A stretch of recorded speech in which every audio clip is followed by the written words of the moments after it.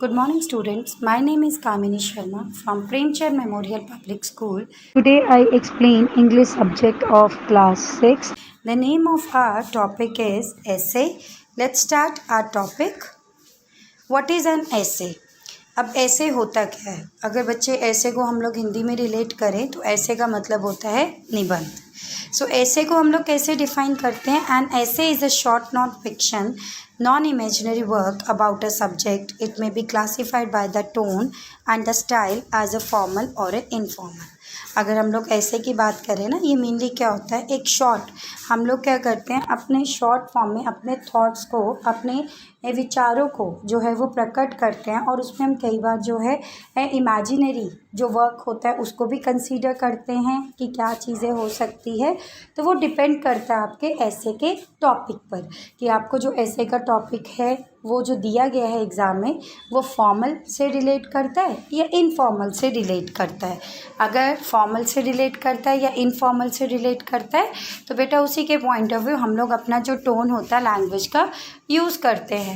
Casual हो गया, अगर फॉर्मल के पॉइंट ऑफ व्यू कुछ आपको टॉपिक दिया तो उससे रिलेटेड जो एग्जैक्ट हम लोग डेटास डालेंगे.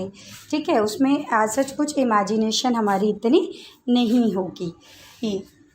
It has a many purposes depending on what the writer wants to write about and how she wants to affect the readers. अब जब हम ऐसे लिखते हैं ना तो वो हमारी थॉट प्रोसेस के साथ रिलेट करता है. एक्चुअली में मेरे माइंड में क्या चीज़ आ रही है उस टॉपिक से रिलेटेड उसको मैं सोचूंगी और फिर मैं उसको एक्सप्रेस कर दूंगी और वो जो मैंने लिख कर एक्सप्रेस किया होगा उसी को रीड करके रीडर जो है वो जज करता है कि एग्जैक्ट ये जो आपने ऐसे में उस टॉपिक को एक्सप्लेन किया है वो आप एग्जैक्ट क्या बताना चाहते हो. सो ऐसे सिंपली क्या होता है हमारा एक आप ये कह सकते हो नॉन इमेजिनरी वर्क भी होता है. वो डिपेंड करता है कि आपका जो ऐसे का टॉपिक है वो क्या है, तो वो सब्जेक्ट के ऊपर डिपेंड करता है. देन फॉर्मेट ऑफ ऐसे. अब ऐसे का फॉर्मेट क्या होता है? अब basic essay consist of a 3 main parts. 3 main parts होते हैं. एक होता है इंट्रोडक्शन, बॉडी एंड कंक्लूजन. अब following this the format will help you write and organize an essay. आपको जब भी ऐसे लिखना है ना बच्चे तो ये वाले फॉर्मेट को आप फॉलो करो क्योंकि इससे आपका जो ऐसे है वो बहुत ही ज़्यादा अच्छे वे से लिखा जाएगा. तो कौन कौन से 3 मेन पार्ट्स हैं? एक है इंट्रोडक्शन, बॉडी और conclusion.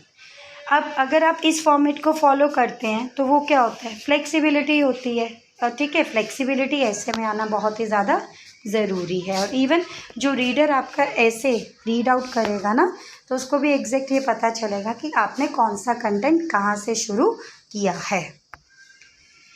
Then see your opening paragraph should clearly describe what you are going to discuss in the essay. ये हमारा सबसे पहला पॉइंट होता है ऐसे लिखने का कि आप जो स्टार्टिंग में ही जो पैराग्राफ है ना उसको एग्जैक्ट क्लियरली डिफाइन कीजिए कि आप एक्चुअली में लिखना क्या चाह रहे हैं, आपको टॉपिक क्या दिया गया है. देन नंबर 2, ऑर्गेनाइज द ऐसे so that it covers a set list of सब टॉपिक्स. अब आपने टॉपिक में इंट्रोडक्शन तो दे दिया स्टार्टिंग में, उसके बाद उसके साथ जो जो टॉपिक्स इंटरलिंक करते हैं ना उसकी आप हेडिंग डालिए. हेडिंग डालकर फिर उसके बाद उसकी एक्सप्लेनेशन कीजिए. Then number 3, start paragraphs with opening sentences that explain what the paragraph is going to say. अब वो जो आपने हेडिंग डाली है, हेडिंग डालने के बाद वो पॉइंट उस ऐसे के साथ कैसे रिलेट करता है उसकी एक्सप्लेनेशन लिखिए. ठीक है, उसकी एक्सप्लेनेशन लिखिए. आप एक्सप्लेनेशन में एग्जांपल्स भी दे सकते हैं अगर आपको उसके एग्जैक्ट एग्जांपल पता हो. Then create transition between the paragraph so that one paragraph follows from the next. अब ऐसा नहीं होना चाहिए बच्चा कि जैसे आप फर्स्ट पॉइंट में सपोज आपको एक टॉपिक मिला एजुकेशन से रिलेटेड, आपने ऐसा एजुकेशन से रिलेटेड है और आपने जो पॉइंट में लिखा है उसमें आप लिख रहे हैं कि जो एजुकेशन है उसकी एग्जैक्ट जो है हमारी कंट्री में लिटरेसी और इलिटरेसी रेट कितना है वो बता रहे हो और उसी के साथ आप क्या कर रहे हो नेक्स्ट पॉइंट में ही आपने क्या कर दिया एजुकेशन को छोड़कर सिंपली ये आपने कोई भी एक कंसेप्ट ले लिया लाइक जैसे डिफॉरेस्टेशन का ले लिया. अब डिफॉरेस्टेशन और एजुकेशन को अगर मैं रिलेट करना चाहूँ तो वो आपस में इंटरलिंक नहीं है अभी, ठीक है। आप इंटरलिंक कर भी सकते हैं डिफॉरेस्टेशन को, पर वो डिपेंड करता है कि आप उस पॉइंट को कैसे लिख रहे हैं। तो लाइक जो टॉपिक आप जिस सिमेट्री से लिख रहे हैं ना, उसके साथ जो भी आपके सब पॉइंट्स रिलेट करते हैं ना, वो आपके साथ को रिलेट होने चाहिए next to next point. Then number 5, make your sentences work, avoid long sentences. Sentences छोटे होने चाहिए, प्रिसाइज होने चाहिए और मीनिंगफुल होने चाहिए। आप लॉन्ग सेंटेंसेस को क्या कीजिए, अवॉइड कीजिए। When in a doubt break long sentences into a smaller sentences. अगर आपको ऐसा लग रहा है कि ये जो आप एक बड़ा सेंटेंस लिख रहे हो उसमें आप थोड़े से कंफ्यूज हो कि मे बी इसमें ग्रामेटिकल मिस्टेक है और जो मैं लिखना चाह रहा हूँ या चाह रही हूँ वो एग्जैक्ट सही नहीं है, तो आप उसको छोटे छोटे सेंटेंसेस में भी ब्रेक कर सकते हैं। Avoid sentences that are repetitive and don't provide a new information. आप क्या कीजिए, एक ही जो सेंटेंस को अगर आप बार बार रिपीट करके उसमें जो है कुछ एक आधा न्यू वर्ड ऐड कर कर आप सोच रहे हो कि ये हमारा जो है पैराग्राफ में या ऐसे में जो है ये एक न्यू पॉइंट ओरिजिनेट हो रहा है, तो ऐसा नहीं कीजिएगा, ठीक है। एग्जैक्ट जो आपका पॉइंट होना चाहिए वो शॉर्ट होना चाहिए, सेंटेंस आपके शॉर्ट होने चाहिए, मीनिंगफुल होने चाहिए, बट उसमें रेपिटेशन नहीं होनी चाहिए वर्ड्स की। Then make sure everything is relevant. आपको ये चीज़ बिल्कुल क्लियर होनी चाहिए कि जो आप वो जो पॉइंट्स लिख रहे हैं या जो भी आप उसमें सब हेडिंग्स डाल रहे हैं वो उस टॉपिक के साथ रिलेटेड हो। एंड एट लास्ट बच्चा आपको क्या करना होता है, हमारे ऐसे की क्लोजिंग होती है, पर उसकी क्लोजिंग कैसे करनी है, कंक्लूजन में।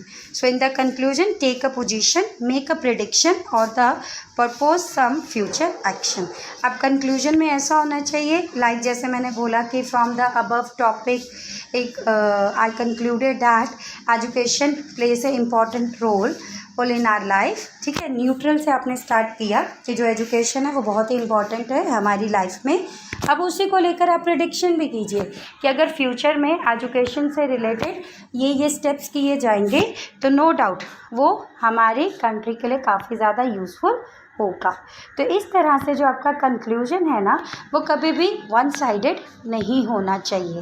कंक्लूजन हमेशा क्या होना चाहिए, ओवरऑल आपने कंक्लूड करना है कि लाइक उसके फ़ायदे क्या हैं, उसके नुकसान क्या है। तो जो नुकसान भी है ना उसको आपने पॉजिटिव सेंस में लिखकर कंक्लूड करना है, नेगेटिव सेंस में नहीं लिखना है। तो बच्चे इस तरह से हम क्या करते हैं, ऐसे का फॉर्मेट करते हैं। सो ऐसे अब मैंने एक एग्जांपल दी जैसे कि आपको क्या करना है, what you have to do after watching the video, you have to write a essay on the impact of advertisement on society. आपको एक ऐसे लिखना है, किस पर लिखना है, impact of advertisement on society. अब बच्चे कैसे स्टार्ट करना है वो जस्ट मैं आपको थोड़ा सा बता रही हूँ कि you should write the heading with a black pen। Heading लिखिए इसकी, impact of advertisement on society with black pen. After that you start with the introduction, और इंट्रोडक्शन की भी जो हेडिंग है write it with the black pen, और जो उसकी डिस्क्रिप्शन है वो आप किससे लिखेंगे, ब्लू पेन से लिखेंगे। तो आप इंट्रोडक्शन की हेडिंग लिखेंगे, फिर उसको ब्लू पेन से एक्सप्लेन करेंगे जो भी आप इसमें बताना चाहते हैं।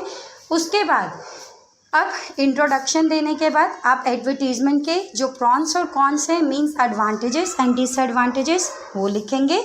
फिर आप उसकी हेडिंग देंगे। सब टॉपिक्स में लाइक जैसे दे सकते हैं कि advantages of advertisement and disadvantages of advertisement, ठीक है। और वो जब आप लिख रहे हैं प्रॉन्स एंड कॉन्स या एडवांटेजेस एंड डिसएडवांटेजेस, बच्चा दोनों ही टर्म सेम होती है, तो उसमें आप कई एग्जाम्पल्स भी दे सकते हैं। तो एग्जाम्पल्स पक्का दीजिएगा, क्योंकि एग्जाम्पल से जो है ऐसे एग्जैक्ट जो है वो क्लियर होता है कि जो पर्सन लिख रहा है उसको कंटेंट की पूरी नॉलेज है। आफ्टर डैट बच्चा हमारा लास्ट स्टेप क्या था, आपने उसको कंक्लूड करना है। तो फिर कंक्लूजन की जो हेडिंग है वो आप किससे लिखेंगे, ब्लैक पेन से लिखेंगे, और उसकी जो एक्सप्लेनेशन है वो सारी किससे लिखेंगे, ब्लू पेन से लिखेंगे।